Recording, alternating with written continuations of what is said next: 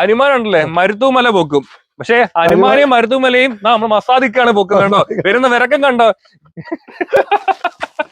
അതുകൂടാതെ തന്നെ ഇപ്പൊ നിലവിൽ ഒരാൾക്ക് മാത്രമേ ഈ വണ്ടി യാത്ര ചെയ്യാൻ പറ്റൂ. ഇനി മുതൽ ഹനുമാന് യാത്ര ചെയ്യാൻ പറ്റൂ അല്ലേ. ഹനുമാൻ വേലി കെട്ടുന്ന കമ്പി, വേലി കെട്ടുന്ന കമ്പി. പിന്നെ തെങ്ങ് കെട്ടുന്ന കമ്പി, വേലി കെട്ടുന്ന കമ്പി, തെങ്ങ് കെട്ടുന്ന കമ്പി. പിന്നെ കെട്ട് കമ്പി. ഇതിന് പുറമെ ഈ തേച്ച് പിടിപ്പിച്ചേക്കുന്നത് എന്തൊക്കെയാണ്? തേജ് സ്കിന്ന്, മറ്റേ കമ്പിളി. ഒരു ബൈക്ക് ഉണ്ടോ. ഈ ബൈക്കിന് ഒരുപാട് പ്രത്യേകത ഉണ്ട് കേട്ടോ. എന്താ പറയുക, ഇപ്പൊ നോക്കി കഴിഞ്ഞാൽ ഒരു മീൻ കച്ചവടം ചെയ്യുന്ന ഒരു വണ്ടിയാണല്ലേ. മീൻ കച്ചവടം ചെയ്യുന്ന ഒരു ബൈക്കാണ്. പക്ഷെ നിസ്സാര സമയം കൊണ്ട് ഈ വണ്ടിയുടെ മൊത്തത്തിൽ രൂപം അങ്ങ് മാറാൻ പോവുകയാണ്. നിങ്ങൾ ചിന്തിക്കുന്ന അപ്പുറത്താണ്. ഒരിക്കലും ചിന്തിക്കാത്ത ഒരു കാര്യമായിരിക്കും. ആ മാറ്റം വരുത്തിയാലൊന്ന്. 1 2 3.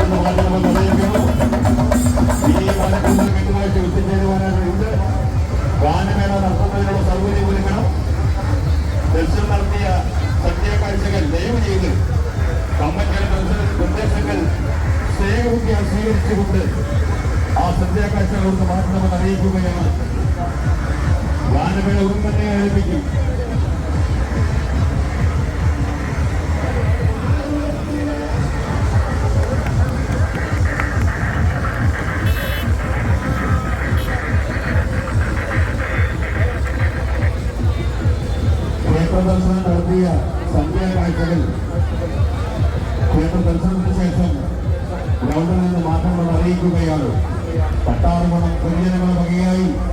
ഇപ്പൊ നിലവിൽ ഈ ഹനുമാൻ മാത്രം പോരല്ലേ, ഒരു പാട്ടുപെട്ടിയൊക്കെ വേണ്ടേ അപ്പുറം പാട്ടുപെട്ടിയൊക്കെ വരും. പാട്ട് ജനറേറ്റർ ഉണ്ട്, ബോക്സ് ഉണ്ട്. ഇതിനും ജനറേറ്ററോ?